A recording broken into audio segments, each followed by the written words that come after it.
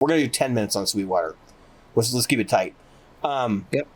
So everybody knows Sweetwater got sold. Chuck Sirach sold the company, right? Everybody on the internet's been, oh my God, Sweetwater's going to collapse and it's going to get bad and you're going to get ripped off and there's going to be all these pricing changes. I think Jim and I should be up front. We've already recorded this episode and then actually we didn't have any audio. So Jim and I know exactly where this argument's going. It's going to be real easy to have this conversation. Opening argument, I'll just give it right now. If you think that Sweetwater sold the company and like just gave up control, like the Chuck Sirach just gave up control of the company, there's literally mountains of evidence saying that he didn't. Mountains, and I'll provide a couple of items and I'll let Jim take over. So number one, of course, nobody knows the nature of this transaction. Like he's saying, I'm going to go and work on the downtown area of Fort Wayne, which is a big project for him. He owns a lot of stuff in Fort Wayne, Indiana. He owns like a third of the town. It's just nuts. So he's saying that's what I'm doing, right? But he's already sold the company to an investment firm before and then bought it back. Because he doesn't like having bank loans. Okay, he's like most musicians in that regard. We don't like dealing with banks. That's just a thing. So I would find it very, very likely that in the near future, we find out how much involvement Chuck is still going to have with Sweetwater. He is the chairman of the board. Yep. And he left his right-hand man in control of the company. Guy that's been with him since like 1980 something. So basically he was driving around in a van. Yeah. So let's just erase the idea that this is going to be, there's no evidence that, the company's not falling into dire straits. Second off, and I think we established it before, Jim, this is not like a hostile takeover like what we saw with Gibson or anything over the years. This is not a company that's in trouble. They've had $1 billion year the year before. And in this industry, $1 billion year, that's literally unheard of. And they had been ramping up before 2020. So it wasn't just COVID that did this. Like going back to 2018 or 2017, I found an article where they were talking about, Chuck was talking about the performance of the company. He said, our target is $1 billion and we're 3/4 of the way there. So $750 million worth of sales in like 2018. So put that into perspective. They built this giant warehouse. They have been making a ton of improvements to their products and services. They've been bringing in new brands left and right. The company's extremely profitable. You buy this company, are you trying to screw it? Like, it doesn't make sense. Jim, have at it. Yeah, you pretty much covered all of the bases. I think there are a couple things to remember when it comes to what happened with Guitar Center. And so anybody that tries this is apples and steak. I mean, they're not even the same fruit thing. They're completely different. So, hey, folks, everybody, I want to point something out. Jim used to work there and really likes Guitar Center. So for him to say this is like, it's just bonkers. When I hear this, I'm like, it's pretty obvious. Yeah, this is nowhere near what you've got going on there. So, first of all, anybody who's talked to their reps, of course, the reps are going to say what the company line has to be. But that said, anybody who's talked to their reps, even if you got one leaker, no one is saying, oh, yeah, things are going to shift. We're not going to be able to give you discounts. You're going to have to. No, nobody's saying that. I've spoken with my rep several times since before the news and since after the news broke within the last few weeks, because I got a guitar coming, as you all know. I got a pre-order guitar coming. So I don't see I don't see anything different. It wouldn't be short term anyway, but any differences we see, I can't imagine. Minimal. Well, but I can't even imagine that they would be things that were on the table when, the new investors have prompted this. Because again, Exactly. Chuck has the confidence of the board to be the chairman. So either that means he still has a major stake in the company, which I suspect is actually the case, or they have complete confidence in the way that the company is currently being run.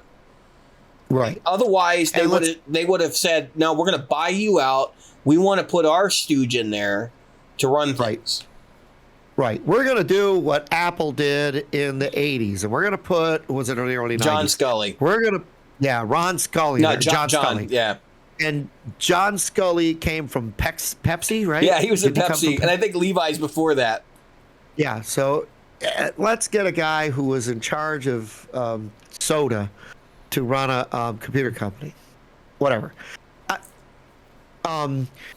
So here's what I'm getting at. I think the only thing that they want to do is provide them with the monetary ability to broaden their horizons. Now they're already, I don't care who you talk to, with the exception of very few people, Sweetwater is the one place, if somebody's going to go online, going to buy something, Sweetwater, if it's new. Reverb if it's used, right? That's our two, kind of the thing now, right? So why would you come in and go, you know what, I'm going to totally mess that up? No, you wouldn't do that. And you wouldn't give Guitar Center the chance to get up upper hand. So what do? You stick with what you've got, but you allow for a broader audience. Where's that broader audience going to be? Well, it's going to be outside of the United States. I think that's really probably where they're going to go. Is we're going to hit on Asian markets and Indian markets, which a lot of people have not. Yeah. Are not breaking India, right? And India has a huge, massive musical instrument market. I mean, people are over there buying keyboards and stuff right and left. We are talking a country or an area that's got close to billions of people. I mean, India has millions of untapped we have 333 million people in the United States that Sweetwater is currently selling to. A market like India or China, billions. Billions. And so you've got as many people playing the guitar as there are people in the United States. I mean, that's really, musical instruments. So that's really a market you want to break into. And it is the market that I imagine, I'm not sure, not 100% sure, I imagine that's what they look at. And they want to take the success and build on that success, not break that success down. So one of the things we had in our original discussion that I want to kind of briefly touch on, Sweetwater is now at a point where they're no longer really competing with other companies in the United States. Not really. Because they've just gotten to they're just a juggernaut. I mean, there are companies like, I guess, Music 123 and Sounds and Musician's Friend and some people Guitar use Center, obviously. But I think the reason that those places are still sort of successful for the online sales, Guitar Center excluded, of course, is they have alternative brands, right? So, like, I know Sounds still carry like the stuff from Anderton's, the Anderton's exclusives. I think they're still the only place where you can get Chapman at Guitar Center, but for a while they were the only place you could get Chapman guitars. And I think that's part of why they're still around. But that's rapidly eroding. Like Sweetwater is buying more and bringing in more and more product. I mean, they got Reverend. Like that's like phenomenal to me. I've been drooling over Reverend's on their website for weeks. Huge win, and I've been tempted to switch that pre-order to a Reverend. So it's. I don't blame you. I know a guy locally has I don't think it is a Reverend, but it's like a Reverend copy with 3 P90s in it that just smokes. I'm like, oh God, like, don't show me that. So yeah, Reverend's a thing now over there, and I really think that they're looking at the European market because they already had. Here's the important thing: they already had Mesa, even before Guitar Center was getting them back. Mm-hmm. So they already had that. They already had all the big names. We don't have to go through them. Yeah, right. And so, and I think didn't they just Do they have Rickenbacker? I don't know if they have Rickenbacker, but the point is, they're a like you said, they're a juggernaut. And when people think about buying online, people do not think of Guitar Center. No. When they think of buying online, that is not where they think about going. Sweetwater's biggest competitor in the United States is probably Reverb.com. Let's be real. So moving beyond that, right? So like, what is their biggest like retail competitor in the world? Probably Tomen. And so I think they're looking to toehold and fight it out in Europe. Tomen is a massive company, and they basically provide for all the European nations, Russia, North Africa, and I believe Asia already. So for them to go toe to toe with Tomen, they've got to get capital, because they can't just go and knock on their door and be like, yeah, we're just going to build a building over here and let you guys smoke us. It's going to be Tomen, a big deal. Yeah. Tomen was already bringing YouTubers from the States to Europe. That's a shot across Sweetwater's bow. Sweetwater did not have a YouTuber program. They do now. They did not have an affiliate program. They do now. They have all of these things to try and like get some of that sweet independent marketing, and that's a great indicator of who they're competing against, because you don't see, like, Guitar Center's not encouraging independent YouTubers. They don't want independent marketing.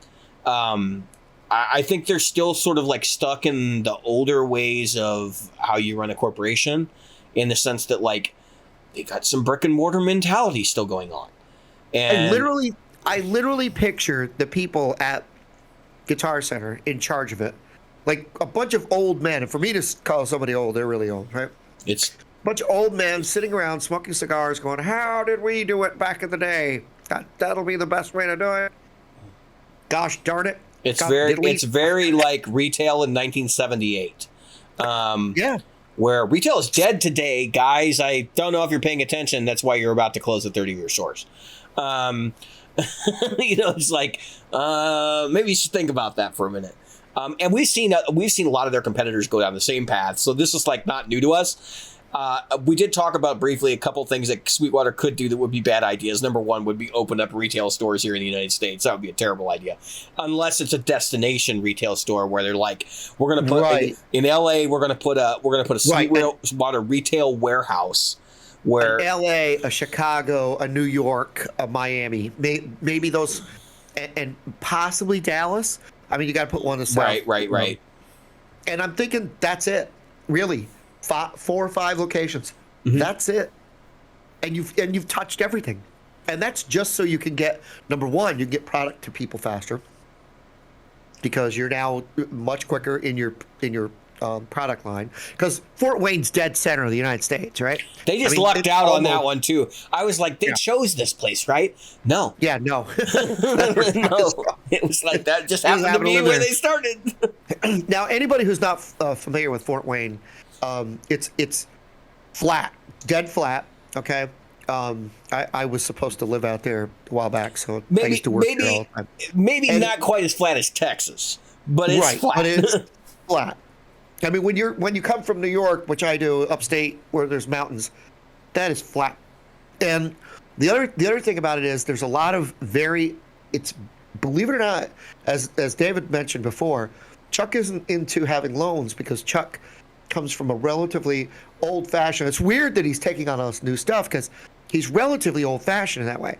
There's a lot of Amish in the area. Correct. Okay. So you have a very, and if you've ever flown into Fort Wayne, and I have flown into Fort Wayne, I know there's a couple of YouTubers go, "Oh yeah, I flew there." There's like a candy machine and a soda machine and about 12 seats. I'm kind of. He's not exaggerating. Not exaggerating as much as you might think. And like 4, places for planes to pull in, and not a lot of space. Yet, where they smartly though, where they put that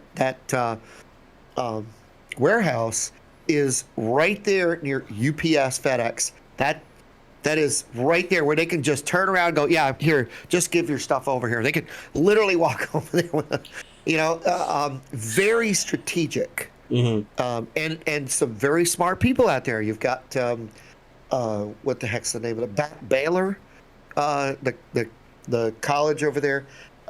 Just a very smart move. And of course, I mean, the location, like I said, is the middle of the United States. It's really good. It's like a lot of things coming together to make that place what it is. But mostly some of it purposeful, some of it kismet. Mostly just the fact that, like, in the 80s, like, musicians went to Sweetwater for their microphones and their studio equipment because Chuck was a guy that knew stuff, and Chuck was a musician, so he treated you like a musician, like your buddy that you were buying stuff from, and he realized that was the service model that was going to carry him through. They didn't start carrying guitars until, like, the mid 2010s or something. I mean, it was like 2000. It might have been like 2005 or something, but it was like I think it was like 2010. I mean, it wasn't that long ago. I remember them calling me and saying, "Do you need a guitar?" They started with Godin originally, and then it just blossomed into every other brand they've got. I mean, their wall of brands is just stupid now. There's so much stuff on it. And they literally have a wall there with just brand stickers on it, and it's like you just sit there and you just go, I don't even know. I don't know what that is. So anyway, don't believe all the stories you're hearing from YouTube. Negative shit leads, and people they're running with this, and they're going to feed it down your throat, and you're going to buy it, and you're going to participate in the comments, and you're going to get upset because corporate America's damaging your, beloved company. First off, it's company, right? It's still taking your money, right? It's not something you should sit there and be like, this is good or bad. But just understand, I don't think this is nearly as negative as it's made out to be. There was one comment I saw in one of these videos that I do want to address before we move on to the next topic. And there was somebody saying, just look for your prices to go up. They're going to go up because they're going to use this. Look, they had a third party come in and buy the company. That means they have investment capital now. I don't think they want to tamper with pricing. I think that's the last thing they want to do, especially because one of our other topics tonight is about pricing. So we'll get there when we get there, but just keep that in mind. So anyway, continue to shop at Sweetwater. Don't worry about it. And if things start to change, I'm sure you'll hear about it from us as well as others. So next topic is it's one that we found out about this week, and I kind of did a little bit of digging, and you did a little bit of digging.